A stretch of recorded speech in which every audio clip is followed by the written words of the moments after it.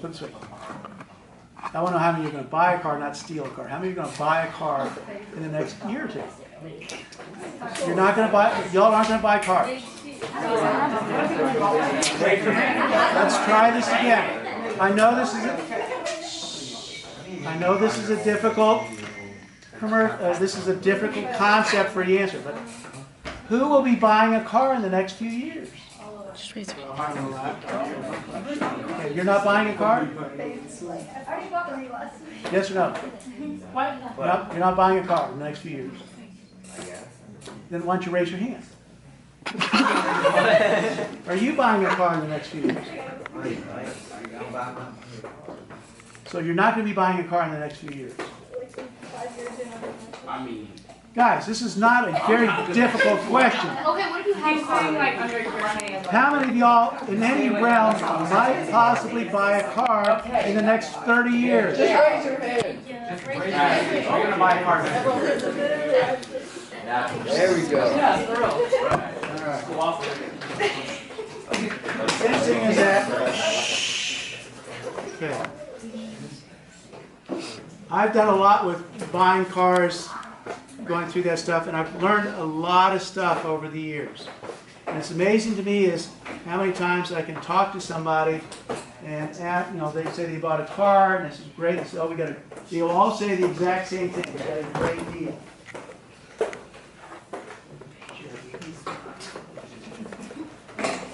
These deals, and everyone said, whoa, that's a great deal for the dealer.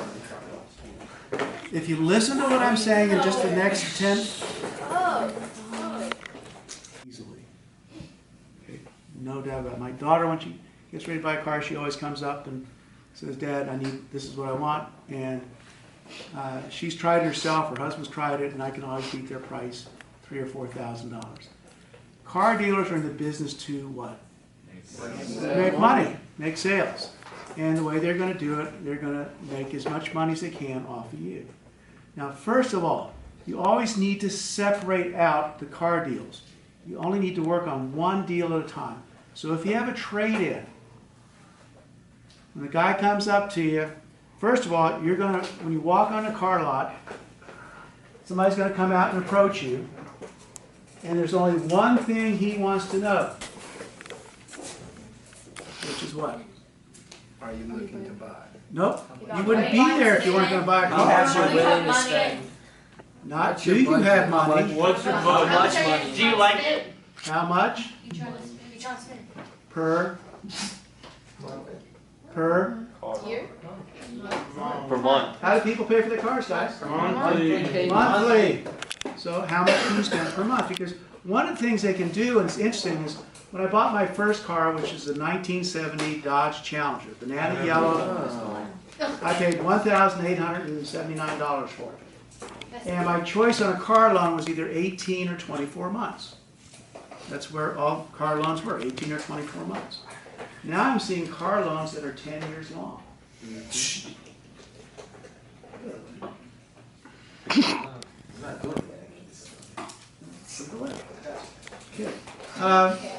So what's going to happen is when you buy a car on a 10-year plan, that car is only going to be worth as much as you owe on it, probably about year 9. So you'll always be what's called upside down on a car. Okay, which means upside down means you owe more on the car than it's worth. So that's number one, is a really bad place to be. And all a car dealer is going to do is, if he knows how much he can spend a month, then he's just going to increase the number of months. So instead of a 5-year loan, he's going to do a 7, 8, 9-year, so it gets it down to the price. So always be careful. That's information you don't need to give, because basically you're going to buy a car on what's the best value for you. Okay. So this guy that catches you on the lot will probably have been working there for maybe at least 3 or 4 days, maybe 2 weeks. And his only job is to greet you, find out how much you can spend per month, and they get an idea of what it is that you're looking at. Okay? So he knows you're not there for a pizza or whatever. I mean, you're there because you want to buy a car. Okay? And a good salesman is not going to let you walk out until he sold you a car. Now, new cars, used cars. Do car dealers make more money on new cars or used cars? You. Used. They'll make 3 to 5 times as much money on a used car as they will on a new one. Why? No? Good answer, but not. They buy them for cheaper. Huh? They buy them for cheaper. Yes. They buy them dirt cheap. Because the person that's trading in their car always has in the back of their mind that the car is not worth very much. And so they're willing to get rid of it at a really, really cheap price. Because the car dealer is going to convince you that that car is trash. I've had several situations where I've worked with Hertz and with General Motors. You know, cars have been taken on trade-in, put out on the lot for resale. The people that had gotten rid of that and bought a new car came out and looked at that car and says, all we have to do is clean this car up. It's a beautiful car. And they just realized how much money they lost. Okay? So used cars, you have the biggest range to negotiate on. New cars, everyone kind of knows the prices. You can get all that stuff on the internet now. Now, here's the thing. The car dealer does not know how much money a car is going to really actually cost them until at the end of the year when they settle up with the manufacturer. So when they show you these dealer invoices, they are absolutely meaningless because already included in that dealer's invoice is the holdbacks for advertising, holdbacks on the retail price of the car. That price means nothing. It's not what the dealer paid for. Okay? It's still going to be several $1,000s less than that. Best car I ever bought was for my wife. It was an Infiniti. It was a kind of those luxury cars. One of the dealers out in Roswell had a great price on a lease. And at that time, leasing was good. Leasing, you do not want to lease a car now because of the taxes on it. But she dropped me off, and she never goes with me to buy cars. That's what happened in Salt Lake City about 20 years ago. My wife and my 2 daughters and I were looking at a car for her. We drove into Oldsmobile Places, getting rid of her Delta 88. Went to Oldsmobile Places. This guy got her to drive around in this little Mazda 6. And she and my youngest daughter went and took it around the block. Come back. The salesman looks at her and says, "What do you think?" And she said, "I love this car." And then she looks at me and she says, "I shouldn't have said that, should I?" I said, "Well, we'll work on that." So as we're there negotiating the price of the car, guy tells me, he notices my wife loves this car. He looks at us and he says, "Well, this is how much car do you need?" I said, "That's too much. You can't afford it. That's $2,000, $3,000 too much." He says, "But your wife loves the car." And I said, "I don't love her that much." He looks at my wife looks at him and says, "I've been married to him for 25 years. He takes care of me." And that's the last time she's ever gone car shopping with me. And but she knows I'm going to get a good price. Ended up getting the car for $2,800 less than what he initially said. But the thing is it's just going to be patience. One of the things that they're really going to try and get you to do in a car dealership is get tired. Because when you get tired, what do? You just buy it. Right. You just said, "I've had enough. I'm leaving. I've already put in 5 hours in here, so let them rate me now and leave." And that's not good, guys. If you do not walk out of a car dealer at least 3 times and use this word I'm going to give you at least 10 times, you will pay too much for the car. And here are the 2 most important phrases. I'm not a buyer. No thanks. I remember this. No, thank you. No thank you. I am not How many times do you buyer this price. These are the 2 most important things to say and to say and to say and to say. They will try and make you feel like you're an idiot for thinking they can discount the price of that car even more. Okay, the last 2 cars I bought Mitsubishi Outlander Sport. And I have a red one and a white one. And I remember this. it was kind of interesting. Every once in a while you will get a sales manager that's going to show that you're not really going to buy a car, so there's no use in dealing with you. And so he gave me a great price on the car, and I said, "I'll take 2 of them."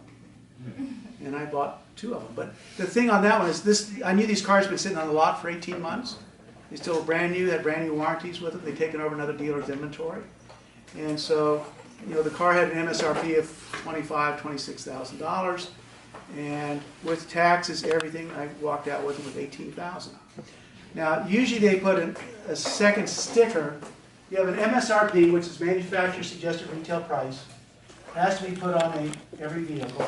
And then there's what's called an ADP sticker, add a dealer profit.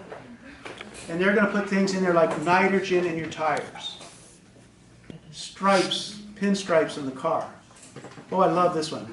Etching the VIN number of the car and all the glass windows. So you can, don't you want your car stolen? You want to be able to prove it's yours? No. I have insurance for it. I don't want it back. I don't know where it's been. I don't know what they've done with it. I don't want it again. Never had a car stolen. Okay. That's my private steal car. That's okay. But they're going to be looking at it. They're going to try every way they can to sell you stuff. Now, here's the most important thing. There's 2 distinct parts to buying a car. First one is called the front end, and the second one is the back end. The front end is where you negotiate with the sales manager on the price, and you come up with a price on the car. The back end is where they're going to give you to the F&I guy, finance and insurance. And this is where you have to wait, and if the guy's really good, he's going to look at your folder and says, whoa, I didn't know we could sell cars this cheap. If the guy's really good. And his job is to make as much money off the back end as they did on the front end. And how are they going to make money on the back end? Accessories. After they've already sold you the car. Okay. What accessories, specifically? Like mats, Extended warranty. Ah, very good. Warranties. Extended warranties. And they're going to get you on the insurance. The interest rate. Oh, we got you bought at 7%. Well, that's interesting because PNC Bank will give me 2.3%. And so what happens is they're paying 2.3% on the loan, but you're going to pay 7%. And so every week, every month, when you make your payment, you're going to get a check from the bank for that 5% extra they charge you on interest. Okay. Low jack. You know, don't you want low jack? I don't want low jack. I don't want high jack. I don't want any jack. You know, if my car's stolen, I don't want it back. That's what I got insurance for. Okay. But people spend all this money on these cars. I've been surprised lately with my daughter. Well, we're going to sell you all the oil changes, all these things up front. Well, I live in Florida. Why would I want to buy them here? So she comes up here. She just got a Telluride the other day, which was a very difficult car to find. But her best price in Orlando for the exact same car, I got it to her for almost $5,000 less than what she was willing to pay for it in Orlando. You just have to know what it is you're doing. Now, this dealer deserves to make a profit, but I want him to make a profit off you, not off me. But guys, I'm telling you, if you say this stuff and you don't mind spending a few hours there, they usually have sodas for you to drink and stuff like that. And get in there, have at it. Take some rowdy kids in with you. They'll want to get rid of you. Right?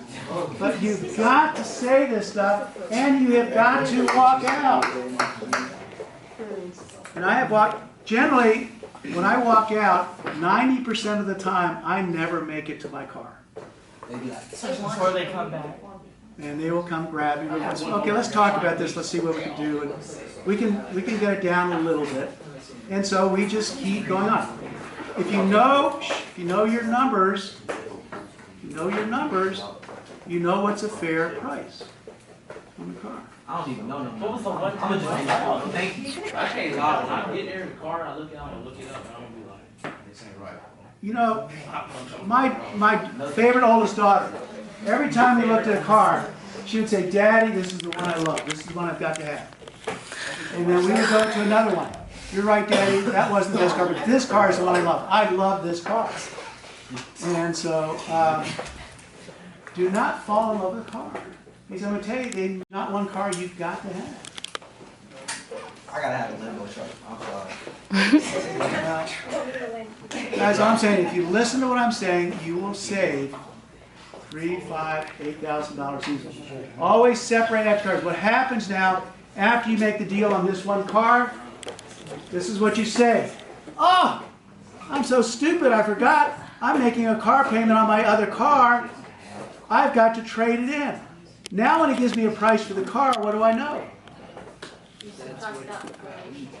I know exactly what he's going to give me for this car. And if I've done my smart job, I've gone to CarMax first and gotten a price from them on what they'll give me for the car. But the thing is keep in mind when you trade it in at the dealer you're at, you get to save 7% sales tax on the title tax on the traded value. But separate these car deals out. Do not do a trade in the same time you're buying a car. Because you want to know what the price of this car is, and you want to know how much they're giving you for your trade-in. Separate those out and just say, I'm stupid, I didn't realize that. They're going to be irritated, but so what? But at least you separate out the deals and you know which one is costing you what. Okay. So be smart, do your homework, know what cars cost, and you'll save yourself money. Okay, kids, you'll have a great